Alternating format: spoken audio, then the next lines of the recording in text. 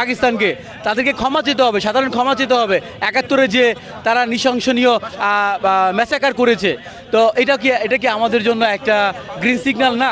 তো দেখেন এখন কিন্তু আমাদের সেই পাশের দেশ ভারতের উপর নির্ভর করতে হয় না। মোহাম্মদ ইউনূসের সফলতা দৃশ্যমান, এটা সবাই দেখছি, এটা নিডলেস টু সে।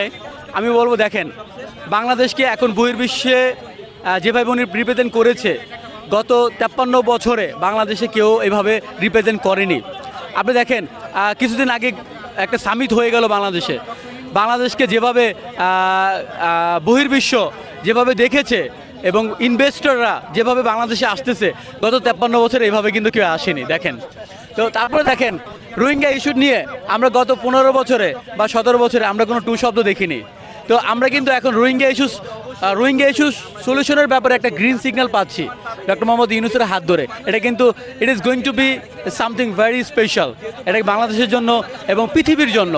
কারণ সংখ্যালঘুরা নির্যাতিত হয়েছে, এটা পৃথিবীর জন্য একটি শেম, একটা লজ্জাজনক একটা ব্যাপার।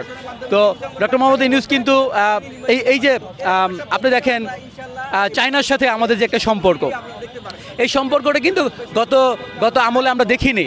গত আমলে আমরা দেখেছি কি ভারত থেকে পারমিশন নিয়ে এসে চায়না যাওয়া হতো।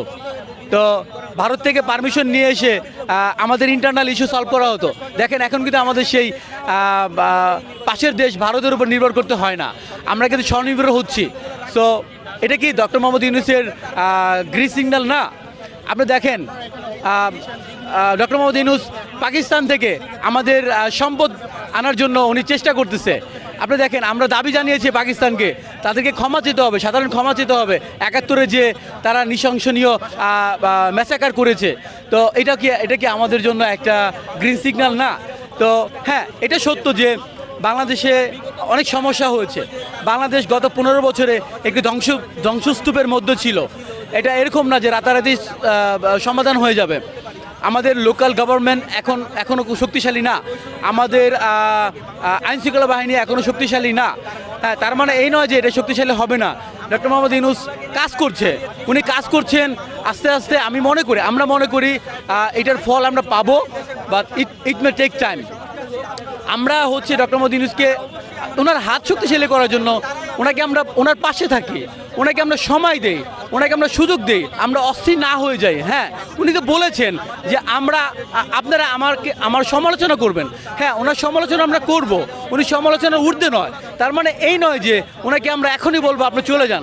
মানুষটাকে আমরা দুইটা বছর সময় দিতে পারিনি, মানুষটাকে আমরা আরেকটু সময় দেই। আমরা দেখি ওনার দ্বারা তো আমরা ভালো কিছু পাচ্ছি, মানুষ তো চাচ্ছে।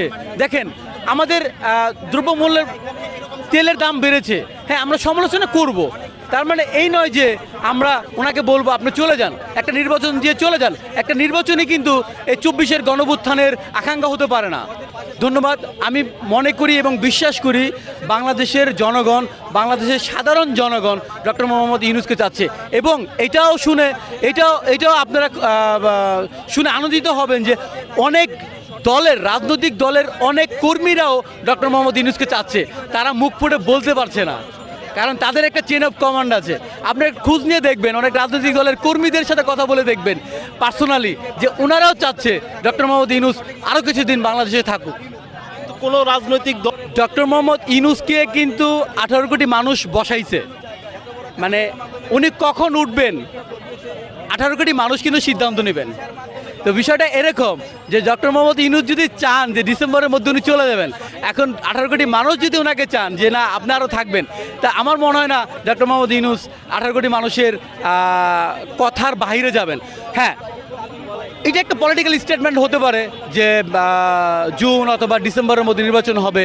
হ্যাঁ, যদি বাংলাদেশ একটা স্থিতিশীল পরিবেশে চলে আসে জুন পর্যন্ত নির্বাচন হোক, আমরা তো নির্বাচনের বিরুদ্ধে না, নির্বাচন তো হতেই হবে।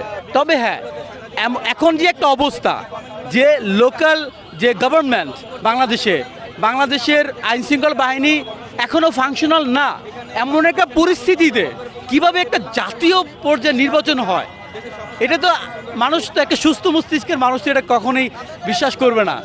আপনি দেখেন প্রিজাইডিং অফিসার কাদেরকে দিবেন, এখনও পর্যন্ত তো আপনার আওয়ামী লীগের দোসররা বসে আছে।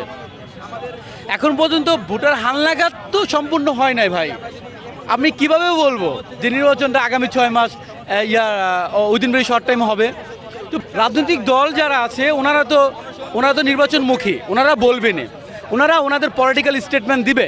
But at the same time আমাদের যেটা মাথায় রাখা উচিত সেটা হচ্ছে যে 18 কোটি মানুষ কি চান, 18 কোটি মানুষ কি চান, ওনারা কি ডক্টর মোহাম্মদ ইউনূসকে চাচ্ছেন কি না এটা দেখতে হবে। তো আমাদের বাংলাদেশের রাজনৈতিক দলগুলোর প্রতি আহ্বান থাকবে যে আপনারা প্লিজ জনগণের ভাষা বুঝেন, জনগণের কথা ধারণ করেন, তারপরে ডক্টর মোহাম্মদ ইউনূসের সাথে আপনারা থাকেন।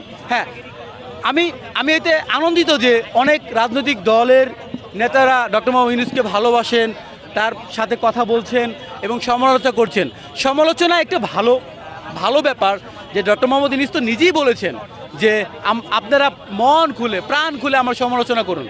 এটা তো ভালো, ওনার ডক্টর মোহাম্মদ ইউনূসকে আমরা সমালোচনা করব এবং অ্যাট দ্য সেম টাইম ওনার ভালো জিনিসগুলোও আমরা প্রশংসা করব।